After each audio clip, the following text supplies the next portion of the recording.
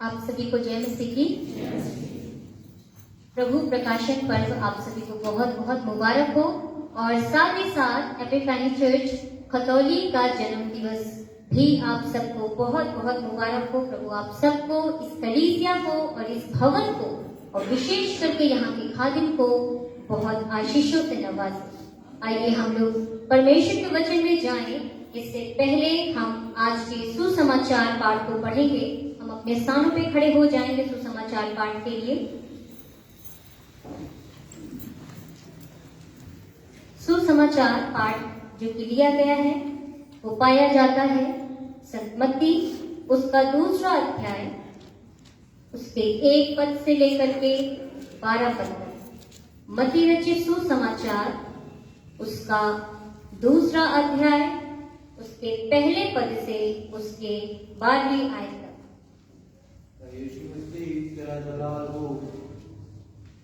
हेरोदेश राजा के दिनों में जब यहूदिया के बैतलहम में यीशु का जन्म हुआ तो पूर्व से कई ज्योतिषी यरूशलेम में आकर पूछने लगे, यहूदियों का राजा जिसका जन्म हुआ है कहाँ है?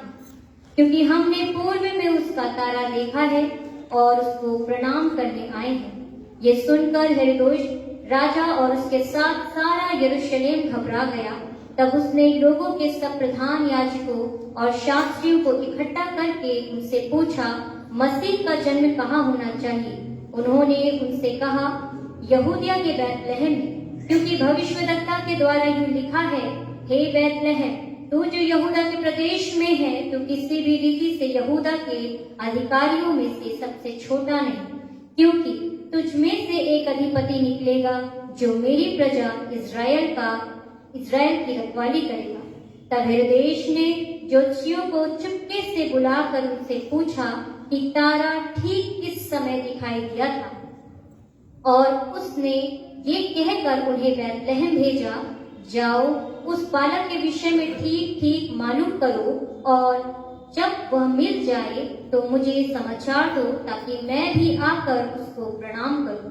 वे राजा की बात सुनकर चले गए और जो तारा उन्होंने पूर्व में देखा था वो उनके आगे आगे चला और जहां बालक था उस जगह के ऊपर पहुंचकर ठहर गया। उस तारे को देखकर वे अति आनंदित हुए। उन्होंने उस घर में पहुंचकर उस बालक को उसकी माता मरियम के साथ देखा और मुंह के बल गिरकर बालक को प्रणाम किया और अपना अपना थैला खोलकर उसको सोना और लोबान और गंधरस की भेंट चढ़ाई। तब स्वप्न में ये चेतावनी पाकर कि हेरोदेश के पास फिर न जाना, वे दूसरे मार्ग से अपने देश को चले। ये मसीह यीशु की इंजील है।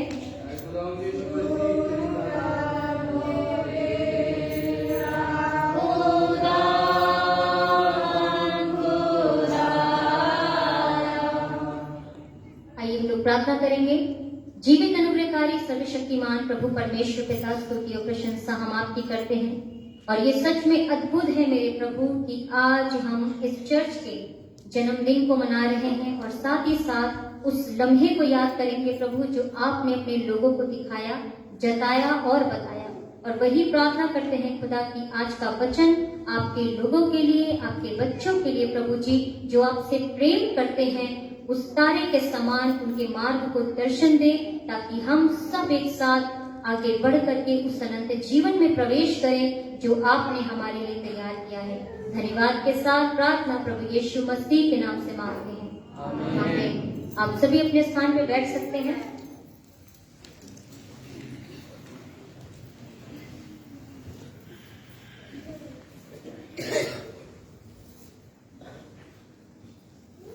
आज का जो विषय था, प्रस्तावित विषय था आज की आराधना का, वो यही था कि जो मजूसी तारे को देखते हुए आए हैं, पीछा करते हुए आए हैं, वो इस बात को बताता है कि प्रभु यीशु मसीह इस संसार के सभी लोगों के, केवल एक कम्युनिटी नहीं, एक कोई जाति नहीं, लेकिन संसार के तमाम लोगों के लिए उद्धारकर्ता के रूप में इस पृथ्वी पे जन्मे हैं। और ये जो 4 आज हमने पाठ पढ़े हैं पवित्र शास्त्र में से, वो भी इस बात को बताते हैं कि परमेश्वर ने किस तरीके से समय समय पे अपने लोगों को प्रकाशित किया है, उनको रेवलेशन दिया है, ताकि वो परमेश्वर की बातों को सुने, समझे और उसके अनुसार चलने का फैसला करें, है ना। हमारी इस कलीसिया में जब भी मैं सुनती हूँ तो मैं बहुत परमेश्वर को धन्यवाद देती हूँ इस बात के लिए कि प्रभु ने अपनी आत्मा से इस कलीसिया को भरा है। और ये कोई एक बार की बात नहीं है, लेकिन हमेशा यहाँ पे परमेश्वर अपने दर्शन को, अपनी उन गुप्त बातों को अपने लोगों के मध्य में पहुंचाता है। इसलिए मैं इस कलीसिया में आज खड़ी हूँ एक प्रवक्ता के रूप में प्रभु के संदेश को लेकर के। मैं प्रभु का बहुत धन्यवाद देती हूँ और साथ साथ हमारे पादरी साहब का, उन्होंने हम मौका दिया। प्रभु आपको बहुत आशीष दे और इसी प्रकार से इस कलीसिया को बढ़ाता रहे। एपिफैनी का मतलब अगर मैं पूछूं तो शायद हम में से बहुत से लोग जानते होंगे। एपिफैनी का मतलब क्या होता है? प्रभु का प्रकाश, है ना। इसको हमने एक मतलब दे दिया है, इस एक शब्द को हमने एक सेंटेंस में बना दिया है। लेकिन अगर हम सिर्फ एपिफैनी शब्द को हिंदी में ट्रांसलेट करेंगे तो उसका क्या मतलब आएगा? उसका मतलब होगा एहसास। क्या होगा? एहसास या घोषणा या प्रकाशन, है ना। और मुझे जो शब्द सबसे सुंदर लगा वो है एहसास। एपिफैनी का हिंदी में जब ट्रांसलेशन करते हैं तो उसका मतलब होता है एहसास या जाहिर करना या दिखाना या प्रकट करना।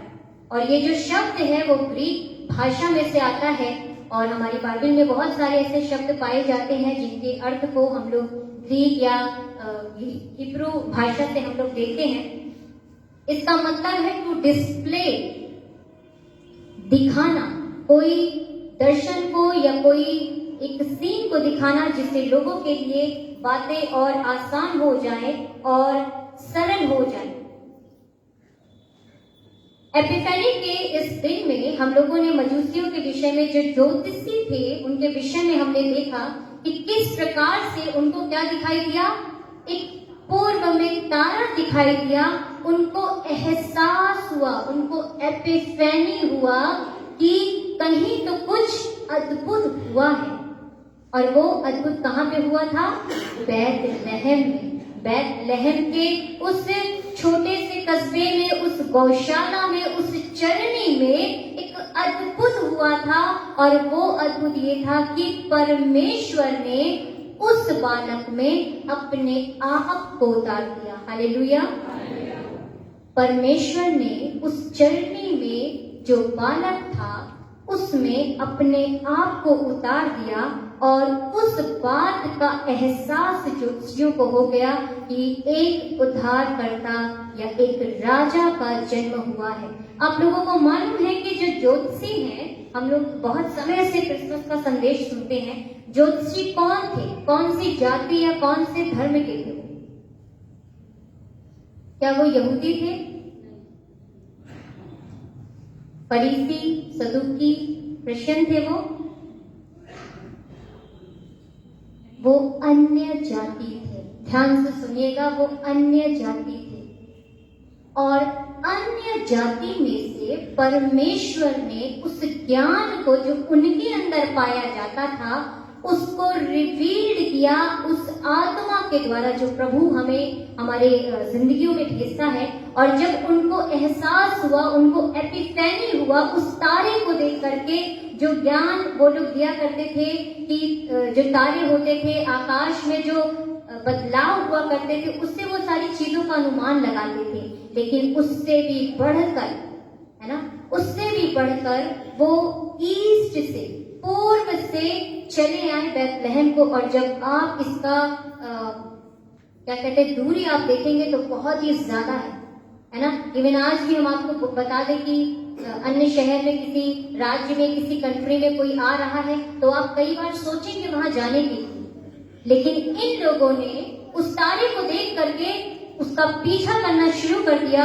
और आप विश्वास मानिए कि तारे के पीछा करते करते वो उस जगह पे पहुंच गए जहां पे उनको आना था। लेकिन उसके पहले एक चीज घटी जो कि नहीं होनी चाहिए, है ना।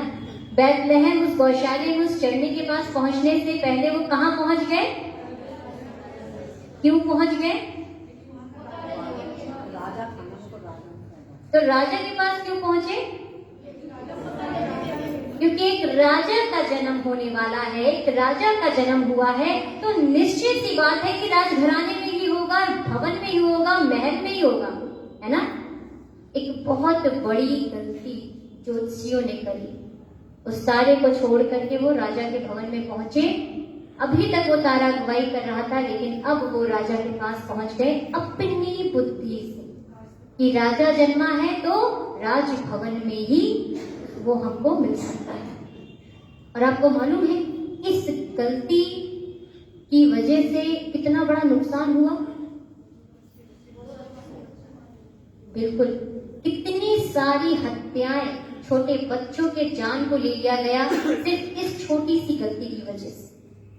लेकिन बाद में जब उनको रियलाइज हुआ, फिर से उनको एपिफैनी हुआ कि नहीं, ये गलत जगह है, हमको दूसरी जगह जाना है, जिस तारे को हम फॉलो कर रहे थे उसी के पीछे चलना है। तो विश्वास मानिए उन लोगों ने उस तारे को दोबारा से जब देखना शुरू किया और वो ठीक उस जगह रुका जहां बालक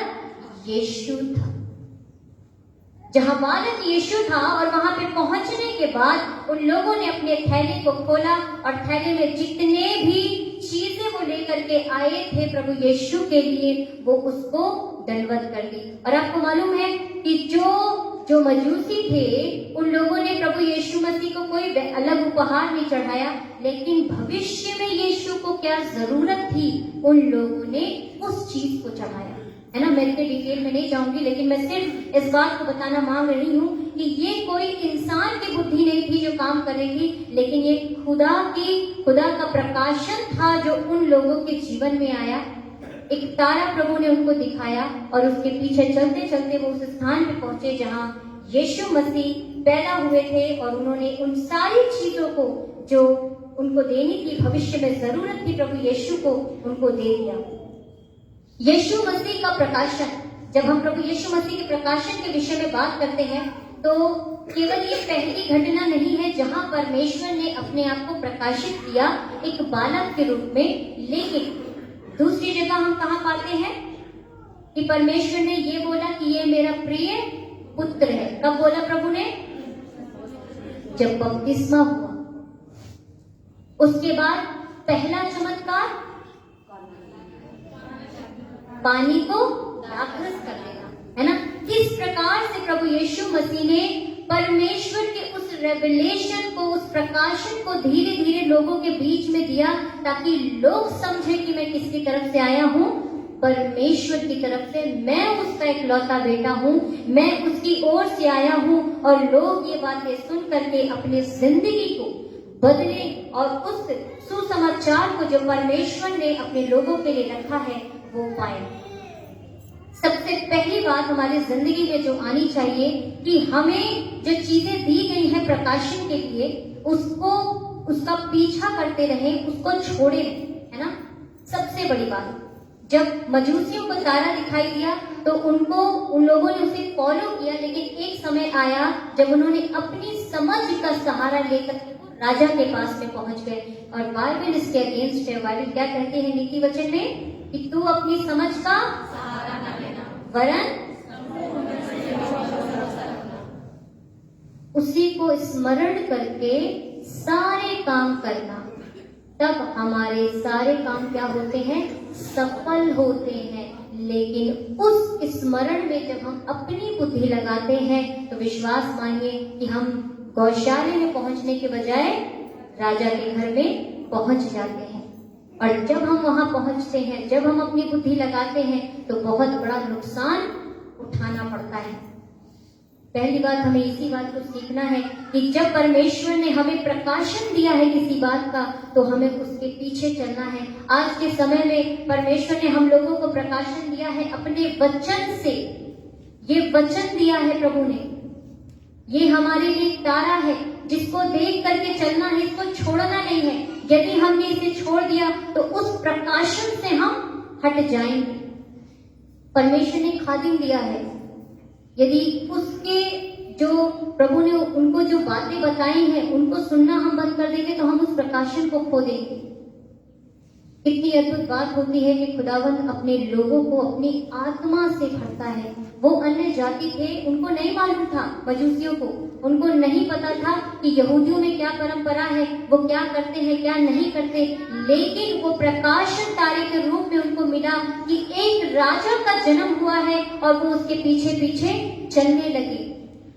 अन्य जाति है ना, बहुत अलग शब्द है सुनने में और कई बार अच्छा भी नहीं लगता, लेकिन विश्वास मानिएगा प्रभु यीशु मसीह का आना संपूर्ण मानव जाति के लिए हुआ है, इसलिए हम अन्य जाति नहीं हैं, हम प्रभु के बेटे बेटियां हैं, क्योंकि उसने हमारे लिए ही इस पृथ्वी पे जन्म लिया है। हम अन्य जाति नहीं हैं, हम उस जाति के हैं जो परमेश्वर ने बनाया था अदन की वाटिका में। हालेलुया। इसलिए हम अलग नहीं हैं, किसी से अलग नहीं हैं, ना हम मसीहियों से अलग हैं, ना हम यहूदियों से अलग हैं, ना सदूकियों से अलग हैं, ना फरीसियों से अलग हैं, क्योंकि वो भी खुदा के संतान हैं और हम भी खुदा के संतान हैं। बस बात और फर्क इतना है कि प्रकाशन हमें थोड़ा देर में मिला, प्रकाशन हमें थोड़ा देर में मिला, और जब मिला तो हमने तारे का पीछा करना शुरू कर दिया है और आज तक हम उस प्रभु यीशु मसीह का पीछा कर रहे हैं और करते रहेंगे जब तक अनंत जीवन में ना पहुंच जाए। हालेलुया। इसलिए हमारे जिंदगी में जब परमेश्वर कोई प्रकाशन दे उसको ध्यान से देखना है। आज के इस दिन में प्रभु प्रकाशन पर्व को हम मना रहे हैं, तो बेहतर है कि हम इस बात को समझ जाएं कि प्रभु का प्रकाशन होता कैसे है। जरूरी नहीं है कि हम जब स्वप्न देखते हैं, जब दर्शन देखते हैं, जब लिटरली हमको कोई चीज सामने दिखाई देती है तभी परमेश्वर अपने प्रकाशन को दे रहा है। बहुत सी छोटी छोटी चीजें हैं जिसको हम अपनी जिंदगी में मिस कर देते हैं, और उस चीज को जब हम मिस करते हैं तो खुदा के प्रकाशन से हम दूर हट जाते हैं। पहली चीज, जैसा कि मैंने तारे के विषय में बताया। दूसरी बात, जब प्रभु यीशु मसीह का जन्म, जब प्रभु यीशु मसीह का बपतिस्मा हुआ तो किसके रूप में पवित्र आत्मा उतरा,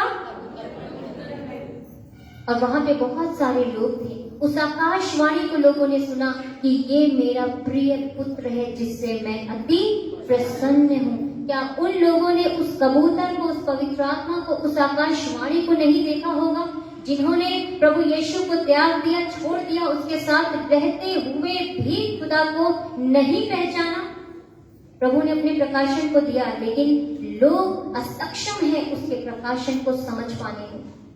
आज आप और मैं यहाँ पे बैठे हैं, कई बार परमेश्वर अपने वचन से चेतावनी देता है, प्रकाशन देता है, एपिफैनी करवाता है कि हम उस चीज को एहसास कर ले, रियलाइज कर ले कि हमारी जिंदगी में जो हम कर रहे हैं वो सही है या गलत है। ऐसा ही कुछ एहसास आदम और हवा को हुआ था जब उन लोगों ने फल खा लिया था। उनको एहसास हुआ कि वो क्या है और वो खुदा से छिप गए। उनको मालूम था कि हमने अब गुनाह कर दिया है और हम खुदा के सामने आने के योग्य नहीं। परमेश्वर अपने प्रकाशन को दिखाता है, उस बुद्धि को जो उसने हमारे जिंदगी में भरा है उससे दिखाता है। वो कबूतर एक प्रकार का चिन्ह था कि ये पवित्र आत्मा इसके ऊपर में है और ये परमेश्वर का एक लौता बेटा है जिससे खुदा प्रसन्न है। तो जाहिर सी बात है कि जब प्रभु ने खुद इस बात को बोल दिया है तो हमें इसके पीछे चलने की आवश्यकता है।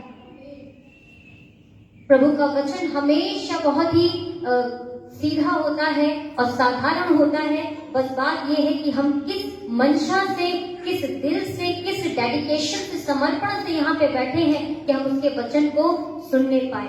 तीसरी बात, घटी भी परमेश्वर का प्रकाशन होती है। इस बात को हम लोगों को समझना है कि जब हमारी जिंदगियों में कई बार घटी हो जाती है तो हम लोग क्या बोलते हैं कि हमने जरूर कोई पाप किया होगा इसलिए हमारे साथ ऐसा हो गया, हमारे घर में ये चीज की घटी हो गई, इस चीज की कमी हो गई, या ये चीज का साफ हो गया। लेकिन आपको मालूम है, जब जहाँ घटी होती है वहीं पे भरपूरी होती है। किसके माध्यम से? जो ग्लास खाली ही नहीं होगा उसको हम भरेंगे कैसे? जरूरी है कि हम पहले उसको खाली होने दें, ताकि जब वो भरा जाए तो हम देख करके परमेश्वर की महिमा करें। शादी में जब काना की गलीली में जो काना था, उसमें जो विवाह चल रहा था, उसमें जो घटी हुई उस समय में लोग बड़े चिंतित हो गए, बड़े परेशान हो गए कि अब क्या होगा, अब तो हमारी बेइज्जती हो जाएगी, मेहमान सामने हैं, सारे लोग बैठे हुए हैं, हमारे पास में दाखरस नहीं है, अब हम क्या करेंगे, लोग हमारी हंसी उड़ाएंगे। लेकिन वहीं पे परमेश्वर के पुत्र प्रभु यीशु मसीह ने अपने आप को जाहिर किया, इस बात को दिखा करके कि जो घटी यहाँ पे हुई है मैं उसको उत्तम रीति से भर दूंगा। हालेलुया। आज आपकी और हमारी जिंदगी में बहुत सारी चीजों में वो खालीपन पाया जाता है, वो बर्तन खाली हो जाते हैं और हम चिंता करते हैं कि अब क्या होगा, लोग मजाक बनाएंगे। हमने तो बोला था कि 1 महीने में हम अपनी बेटी की शादी कर लेंगे, हमने तो बोला था कि हम 2 साल में अपने घर को बना लेंगे, हमने तो बोला था कि हम 18 साल में 12th पास कर लेंगे, लेकिन अभी तक ये हुआ नहीं। हमारा जीवन तो खाली है, ये मटका तो खाली है, अब लोग क्या करेंगे, हंसी उड़ाएंगे हमारी। लेकिन जब ऐसा हो तो प्रभु का प्रकाशन आज आपके पास में आ रहा है कि वहां पे प्रभु को निमंत्रण दे, प्रभु को बुलाए, ताकि उस घटी को परमेश्वर क्या करे, भरपूरी से भर दे, उसको पूरा कर दे। और वो प्रकाशन परमेश्वर का जो आपके और हमारे बीच में है कि हमारा परमेश्वर सारी कमी और घटी को पूरा करने वाला परमेश्वर है। चाहे जैसी कमी और घटी हो, खुदावंद उसको पूरा करता है। और जब ऐसा होता है तो आपको मालूम है, जो वहां पे मेहमान होते हैं, जो देखने वाले होते हैं, जो उस दावत को चखने वाले होते हैं, वो क्या कहते हैं, वो क्या कहते हैं, कहाँ छिपा के रख। लोग तो बेहतर पहले देते हैं, खराब वाली बाद में देते हैं, लेकिन तूने तो बाद में सबसे उत्तम पिलाया। हमारे प्रभु यीशु मसीह का यही प्रकाशन है। जब चीजें खत्म होने लगेंगी, चीजें डिस्ट्रॉय होने लगेंगी, वहां पे परमेश्वर अपने आत्मा को भेजता है, खुद वो आता है, उस प्रकाशन को देता है और बोलता है, देख मैं तेरे साथ हूं, ना मैं तुझे छोड़ूंगा, ना तुझे कभी त्यागूंगा। और वही प्रकाशन आज आप और मैं यहाँ पे बैठ करके ले रहे हैं। हमने जब से वर्शिप शुरू करी है और खत्म जब तक करेंगे, तब तक बहुतों के दिमाग में बहुत सारी बातें आ जाएंगी कि हाय, हमारे घर के सारे काम पड़े होंगे, हमारे बच्चे अकेले होंगे, हमारे पति आएंगे तो उनको खाना देना पड़ेगा, घर की सारी चीजें फैली हुई हैं। लेकिन आप याद रखिएगा कि प्रभु का वचन बोलता है कि खुदा में किया गया परिश्रम परमेश्वर भरता है। उस खालीपन को, उस चीज को प्रभु बदल देता है जो टूटती है, जो बिखरती है, क्योंकि प्रभु का वचन साफ बताता है कि टूटा और पिसा हुआ मन परमेश्वर के सामने रहने योग्य। ये प्रकाशन है, ये एपिफैनी है जो आज हो रही है आप लोगों के साथ। ये खुदा का प्रकाशन है कि प्रभु ऐसा करता है। ये प्रकाशन है जो मजूसियों को हुआ कि देखो, एक राजा का जन्म हुआ है, पूर्व में उसका तारा देखा गया है, कबूतर उठ रहा, देखो ये मेरा प्रिय पुत्र है। ये एपिफैनी है, प्रभु का प्रकाशन जो अपने लोगों को परमेश्वर ने समय समय पर दिया है। और आज इस कलीसिया में परमेश्वर ने अपने प्रकाशन से इस कलीसिया को, यहाँ के बच्चों को, बुजुर्गों को, जवानों को क्या कर रखा है, भर रखा है। और जरूरी है कि हम इस बात को पूरी रीति से समझ जाएं कि जो रहस्यमय विजिटर थे, है ना, अभी आपके घर में जब जन्मदिन होता है, बहुत एक मैं आसान भाषा में बोलना मांगूंगी ताकि इस बात को समझ जाएं। जब आपके या हमारे घर में जन्मदिन होता है तो हमारे घर में कौन लोग आते हैं, गेस्ट आते हैं। गेस्ट कैसे आएंगे, जब हम उनको इनवाइट करेंगे, राइट, हमने उनको इनवाइट कर रखा है, वो तब आएंगे। लेकिन कोई बिना बुलाए, जिसको हमने इनवाइट भी ना किया हो, अनएक्सपेक्टेड हो, हमने अनुमान भी ना लगाया हो कि वो इंसान आ जाएगा, जब वो आता है तो पहली बात हमारे दिमाग में क्या जाती है, इनको किसने बुलाया। दूसरी बात, इनको किसने बताया कि आज हमारे घर में जन्मदिन की पार्टी है या जन्मदिन को मना रहे हैं। कुछ ऐसा ही अद्भुत नजारा है उन ज्योतिषियों का।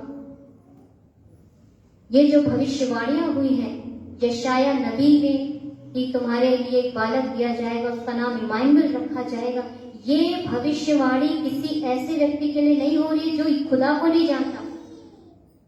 ये उन लोगों के लिए हो रही थी जो खुदा को जानते हैं, जो यहोवे को जानते हैं, जो यहोवा को जानते हैं, जो उस कौम में से आते हैं जिसको परमेश्वर ने बोला ये मेरी प्रिय प्रजा है, ये मेरे बच्चे हैं, ये मेरी संतान है। उन इस्राएलियों के लिए भविष्यवाणी हुई थी कि तुम्हारे लिए एक बालक दिया जाएगा, और वो बड़े खुश और आनंदित थे कि हमारे लिए एक बालक दिया जाएगा, एक मुक्तिदाता आएगा। लेकिन जब उस मुक्तिदाता का जन्म हुआ तो मिलने कौन आया? वो व्यक्ति जिसको कुछ भी पता। कई बार बाइबल का वचन पूरा होता है कि जो आगे है वो पीछे हो जाएंगे और जो पीछे है वो आगे हो जाएंगे। कभी भी इस गलत फहमी में नहीं रहना है कि आज ही तो हम प्रभु में जन्मे हैं, हमको तो कुछ नहीं आता। क्या पता आज आपका जो जन्म हुआ है खुदा में भरपूरी से प्रभु उठा दे आपको एक सुसमाचारक के रूप में, एक भविष्यवक्ता के रूप में, स्वप्न के अर्थ को बताने वाले के रूप में।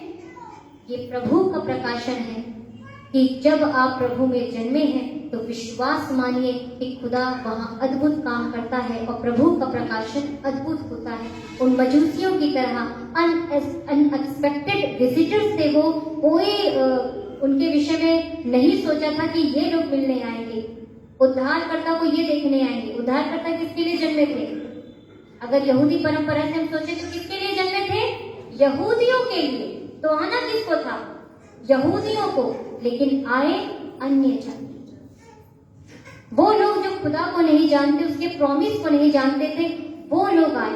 तो इस बात से हम साबित कर सकते हैं कि जो परमेश्वर ने अपने इकलौते बेटे को भेजा है वो किसी एक जाति के लिए नहीं भेजा है, किसी एक कौम के लिए नहीं भेजा है, लेकिन इस पूरे मानव जाति के लिए जो संसार में पाई जाती है उन सब के लिए प्रभु यीशु मसीह आया है।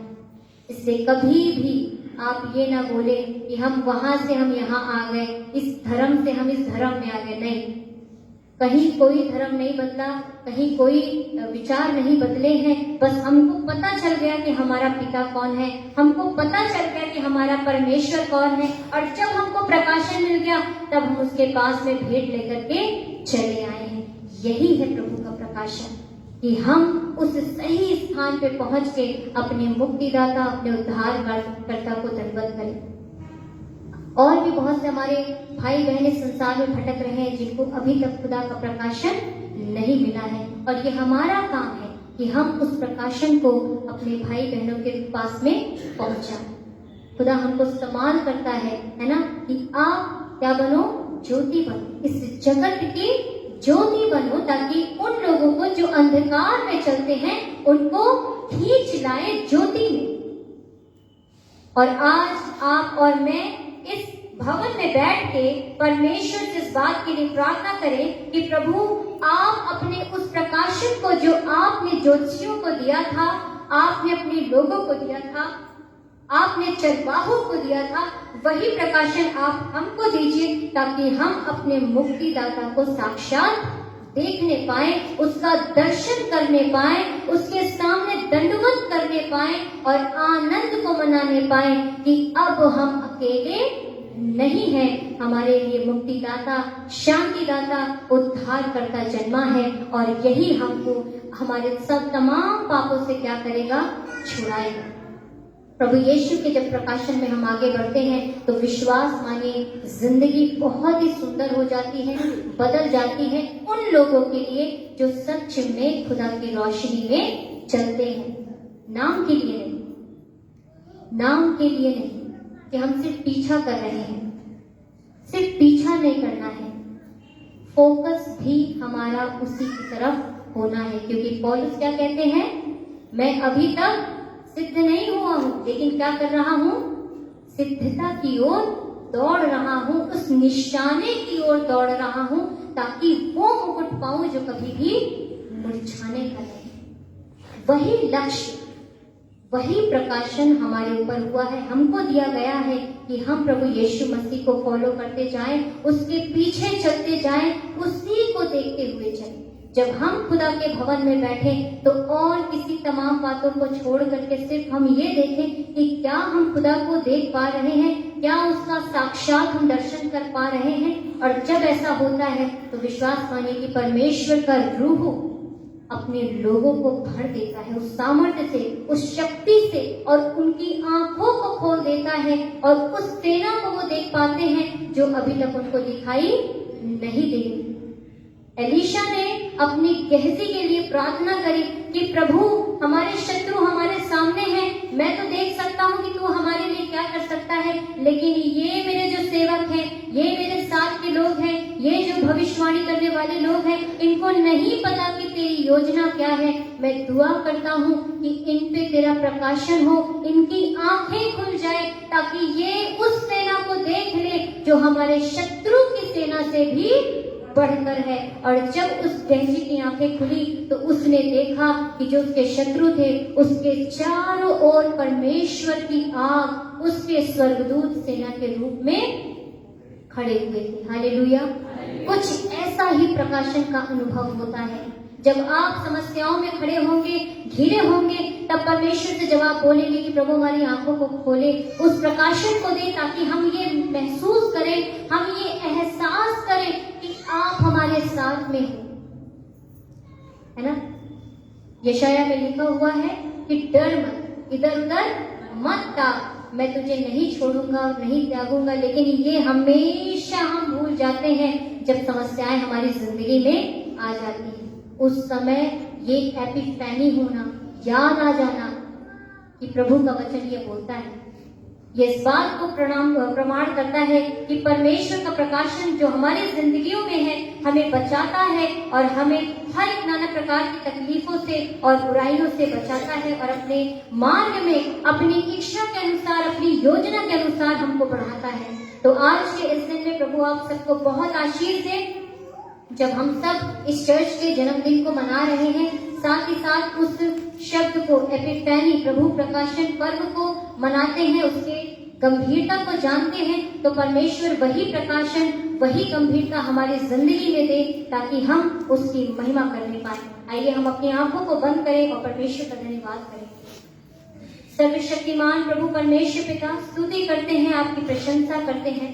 आप महान और अनुग्रहकारी प्रभु हैं, जो इस दुनिया में अपने जलाल को लेकर के आए और हर एक काम में प्रभु, हर एक बातों में हम उसको बयां करते हैं अपनी जिंदगी से, उन वचनों से जो आपने हमको भरे हैं।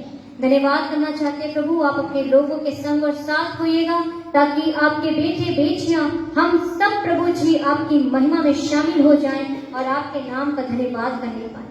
आपकी स्तुति करते हैं खुदावन, आपके नाम का धन्यवाद करते हैं प्रभु। सारा आदर और महिमा हम आपको देते हैं। धन्यवाद के साथ प्रार्थना प्रभु यीशु मसीह के नाम से मांगते हैं, आमीन।